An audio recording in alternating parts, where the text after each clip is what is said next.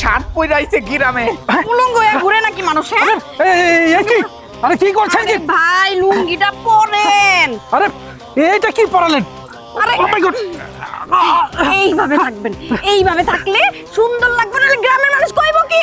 পুরোপুরি ঢাকে নাই। কি পরাই দিল অন্ধকার। আরে কি করছেন? এইটা কি? হ্যাঁ এই ছাড়েন, এই খুলেন তো। আরে ভাই এইটা হইছে লুঙ্গি। এই তুমি একটু বুঝায় কও না এটা কি? বুঝাইতেছি।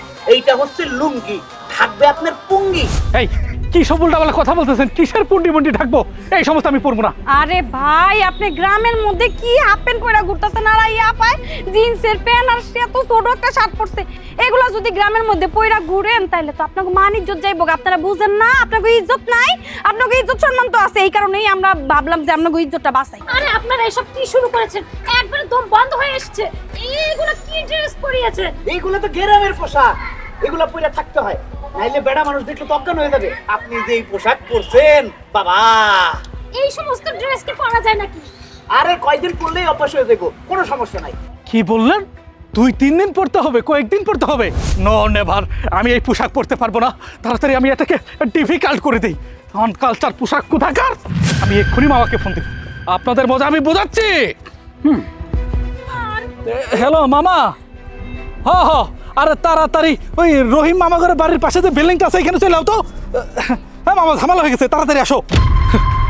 ভাইজান এই রামনে একটু পয়রা লন ভাইজান। আরে কি করতেছেন কি?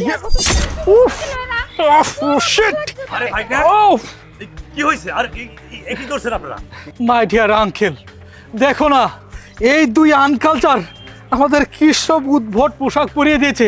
এই সমস্ত কি কেউ পরে? হ্যাঁ, আমরা কোথায় একটা এডুকেটেড পারসন, আমাদের ড্রেস নিয়ে এরা কথা বলছে। এরা বলছে আমরা নাকি বাজে পোশাক পরেছি। এখন বলো তো মামা, এখন আমরা কি করি? ও মাই গড, তাই তো। এই তোমরা আমার ভাগ্নের সঙ্গে কি শুরু করছো? আবার লগি পড়াচ্ছ, কেউ আবার বুকে পড়াচ্ছে। ছাড়ো তো। চাচা, আপনার কি মাথা ঠিক আছে? ভাগনা পায় তো সবকিছুই ভুলে গেছেন। এই গ্রামের মধ্যে যদি এরকম নাঙ্গা পঙ্গা ভাবে চলাফেরা করে, তালি পরে আমাদের গ্রামের কোনো ইজ্জত থাকবে? আপনার কোনো ইজ্জত থাকবে? দেখেন তো কাপড়ের অবস্থা। হ্যাঁ, এই যে এত বড় সাবাল হাফ প্যান্ট পরিছে, আর এই যে মেয়েটা ছেলেদের পোশাক পরে ঘুরতেছে। হ্যাঁ, আচ্ছা আমাকে গ্রামের কি কোনো ইজ্জত নাই? হ্যাঁ, এই সব পোশাক পরে যদি গ্রামে ঘোরাফেরা করে তাহলে তো গ্রামের ইজ্জত যাবেই, সাথে করে আপনার ইজ্জতটাও যাবে। আপনি মামা হইয়ে এইসব খেয়াল করা দরকার না আপনার? যেরকম ভাইগনে এরকম মামা। হ্যাঁ বাবা, তুমি তো ঠিকই বলেছ। গ্রামের মধ্যে আমার একটা মান সম্মান জড়িত আছে। তাছাড়া তোমরা শহর থেকে আসছো, এই শর্ট প্যান্ট পরে, তুমি শার্ট পরে, কিন্তু গ্রামের লোকের তো খুব সহজ সরল, এসব পছন্দ করে না।